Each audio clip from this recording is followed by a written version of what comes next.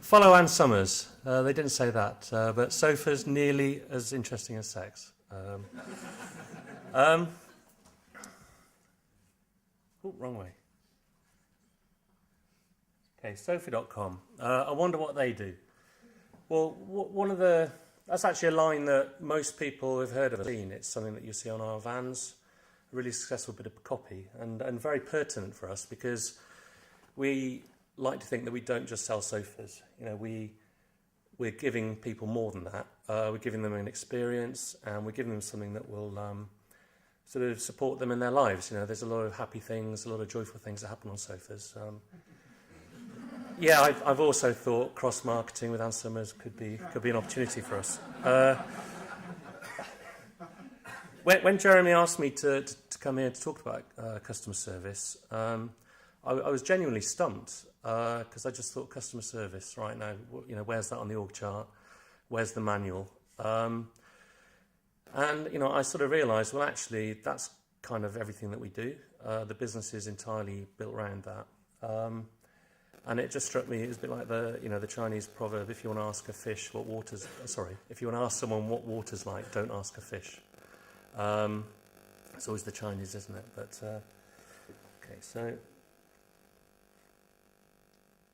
yeah, I mean, we don't talk about customer service. If anything, we talk about the customer experience.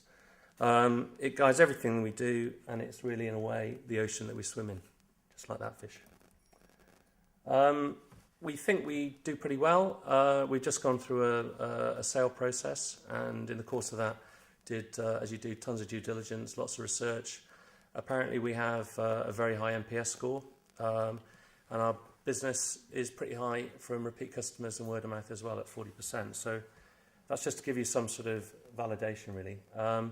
I'm making no claim for originality in what we do, and as you'll see, it's all pretty simple stuff, but we do think it's effective. So it was founded back in 2006 by a couple of really visionary serial entrepreneurs, and what they set out to do was fundamentally make a sofa purchase a pleasure rather than a chore. We entertain people. We've got a bit of wit on the website. We offer people a lot of hospitality in our showrooms. We don't push sofas on them. We don't do high pressure selling. Our guys don't get big levels of commission. We don't do that fake discounting. Unlike some retailers, we don't have a sale on pretty much 52 weeks a year. We try to have stuff available. We keep stuff in stock. We also try to be a bit clever in terms of anticipating what people want and sort of part-making things. We have very tight delivery windows. All of our delivery is done by an in-house team. We don't contract, well, we contract a little bit out, but very, very little indeed. 99% of it is done in-house. And for an online retailer, that's really, really important. It can be obviously, it can be the only human contact they have with you is through the delivery guys, and we like to sort of curate that a bit and sort of invest in it somewhat. Risk-free ordering, no quibble returns. If you don't like it for whatever reason, we'll take it back. Officially, we'll take it back within 14 days, but we've taken stuff back sort of months after someone's had it. We fundamentally just want the customer to be happy. And I could go on really. And of course, the product we think is pretty good. It's well made, a proper long-lasting sofa. So everything we've done really from the beginning has been built around pleasing the customer. Everything that we do is aligned to support this. Now this sounds obvious. I mean, lots of companies will say this, but it's one of those situations where simple and obvious isn't really easy. It needs to be engineered into every touch point. We, as a sort of digital-first business, built a business on the basis that it will be web-driven, that the first touch point will be the web. But I think also a bit before most, we sort of realised the importance of offline, and so that too has been engineered to really support the customer. You need to have an operational structure that supports it. Being a relatively new business, 8 years old, we've been able to take a sort of blank sheet of paper in terms of what our people do, where they work, and sort of from first principles really built them all the structure around the customer and the customer journey. And then you need to have a culture that really prioritises the customer experience. I actually sit on one of the floors in the showroom, not all the time, but quite a bit of the time. I think it's really important, no matter how big the business gets, to have a regular sort of contact with the customer, the sort of conversations that are happening. I sit next to the call centre, so I'm sure they don't particularly enjoy it very much sometimes, but I do earwig, and the odd data point can be very useful. Just some tips. Human contact nowadays is very highly valued. I think there's something of a sort of quantity theory of human contact. The more people do online in a sort of non-human way, the more they experience and want to appreciate the human alongside that. I think a classic example might be music going online, but gigs never having been more popular. And so we sort of reinforce a lot of the online experiences with a sort of human touch. Integration across channels. We have the same people working in the showroom as working in the call centre, as processing the web orders. People are rotating through all channels, sometimes within minutes, and I think that's really important. That gives the customer a lot of confidence that they're talking to a human company really, and that it's a responsive company. Pre-commit. We offer lots of freebies up front. I mean, I think the sofa sector is one traditionally with pretty low levels of trust, and I think pre-committing by giving people even a beer when they come to the showroom actually sort of establishes a relationship as one of trust, one where we're going to be giving them stuff even before they've actually spent any money with us. And £1,500, which is our average order value, that's a lot of money to be spending, so trust is critical. And then focus on the final touch point, going back to the fact that all our deliveries are in-house. Last impressions are critical. We get quite a lot of gushing reviews by customers, and a lot of them we know happen immediately after delivery. Home delivery is it's a pretty stressful experience. If you've spent £1,500, you've got, you think you know what's coming, but you can't be totally sure. A couple of big burly guys are going to come into your home. Lots of things can go wrong, oil on the boots. Often we're delivering to single women at home on their own. When it goes really, really well and the guys are brilliant, the response is almost sort of one of relief as well as sort of happiness, and that results in some great reviews. And then, as I said, I think it starts at the top. Everyone's got to sort of care about this.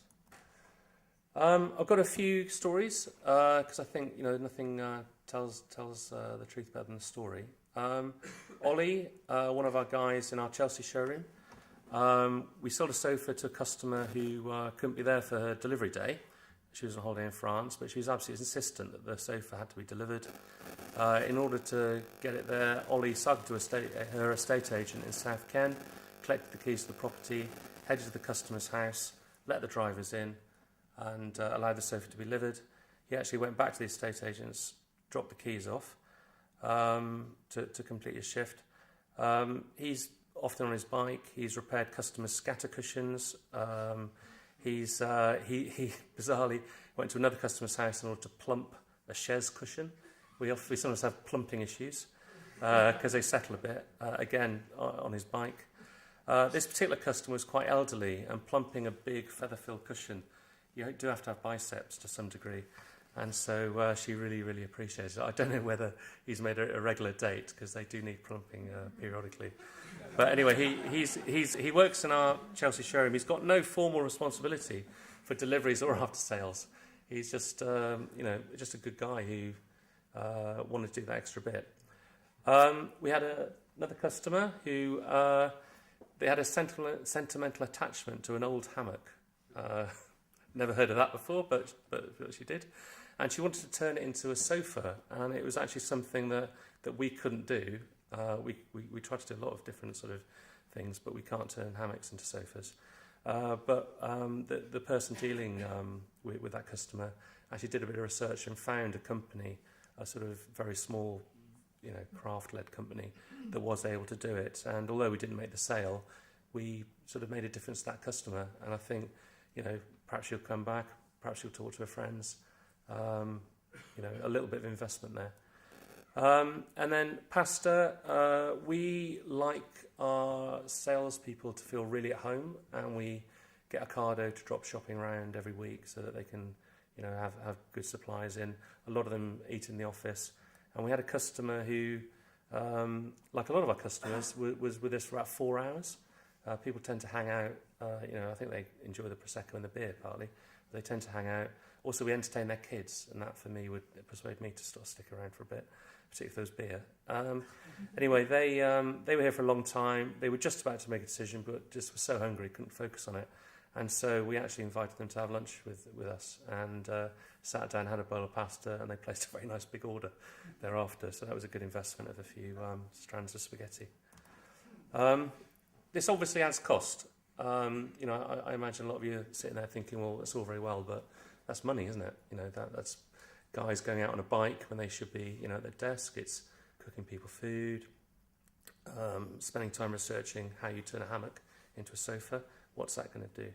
And I would sort of urge you to sort of focus, really focus on what you do, what you offer, concentrate your overhead, and dispense with anything that isn't really directly helping your customers. There's one quote that I like from a guy called David Hyatt, who used to own Howie's, and his new company, Hyatt Jeans. It's a really interesting company. You should check them out. But he's got a good quote: "Do one thing well." I mean, they just make jeans, Hyatt Jeans. The things that define you are not just the things that you do, but the things you say no to. Saying no is focus. We only make jeans. We say no to anything else. Be narrow, be good. They charge a fortune for their jeans. I think they're doing okay. I'm not sure how they're doing, but they when you buy jeans from them, they're actually filming the process of your jeans being made. There's all sorts of elements of value added there, and they're able to do that because that's what they do. And we, sofa.com, again, it's in the name. So can you charge more for all this good stuff you're doing for customers? In theory, it should mean better margins, but I'm just really, really sceptical as to whether nowadays you can really do that. Earning a premium is difficult. Price competition is so high. We are actually at something of a discount to the high street because of our business model. We don't have loads of shops. Possibly we could charge a premium, but we choose not to. In fact, we think of customer service more as an investment. It's sort of, if you like, coming from the marketing budget. Unless you get your marketing, your customer experience right, your marketing is not really doing what it could for you. In fact, it could be damaging you. A great way to destroy a bad product is to advertise it, because then the word gets out. You're inviting people to have a bad experience. Nowadays, when people hate brands, they tell their friends, often through Twitter, to sometimes hundreds of thousands of followers. One tip would be shift budget from marketing to customer services. I've got a good example. Well, this particular idea actually came from a friend of mine, a chap called Russell Davis, who writes about marketing and digital. And he just says here in this blog post, I bought a new Sony thing yesterday. We don't need to talk about that right now. We'll get to it later. It came with one of those very thick booklets with very few instructions in many languages. I think we all know the ones, black and white, lavishly produced, so not really. But so as soon as I wanted to know more than how to turn it on and safely dispose of the battery, I realised I needed the help guide available at this handy URL. So went to the help guide. That URL takes you here, a pretty baffling page, list of country area. What's that got to do with anything? Fair enough. It's a big company, global site, hard to be specific for every single product. So you click on Europe and you end up here. So, that's great. Thank you very much. Okay, yeah, I know where I am. You're getting closer. Not quite there. It's flags now. Lovely. You click on UK and you end up here. And then, you're back in Europe. With flags, never mind. Click on UK again. Right, good. Now we're getting somewhere. You type in the number of your thing, which again you've got to look up in your little box, and hunt around a bit. Click on one of the identically named, and you've got to the punchline. You've got a PDF of the very same thick booklet that gave the URL. What a total pain in the arse. That would drive me totally nuts. and it drove Russ nuts. There is no help guide. That whole journey was a total waste of your time. And Russell makes the point here, and it's the point I make, in a bit more briefly here. Customer service is marketing. Customer service as investment. Customer experience nowadays is marketing. It's a social world. People talk. Rather than Sony spending that extra $1 million on marketing, if they'd really sorted that problem out and a few others, I think they probably would have got more return for their money.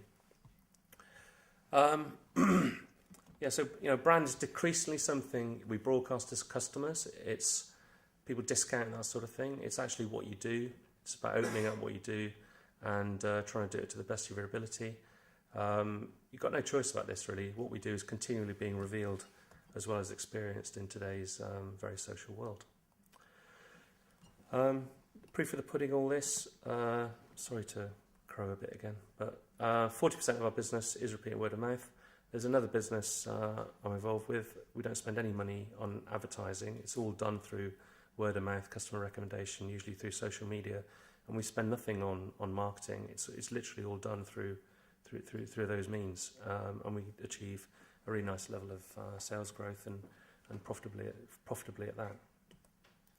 So summary, creating a great customer experience is not easy because it involves everything you do.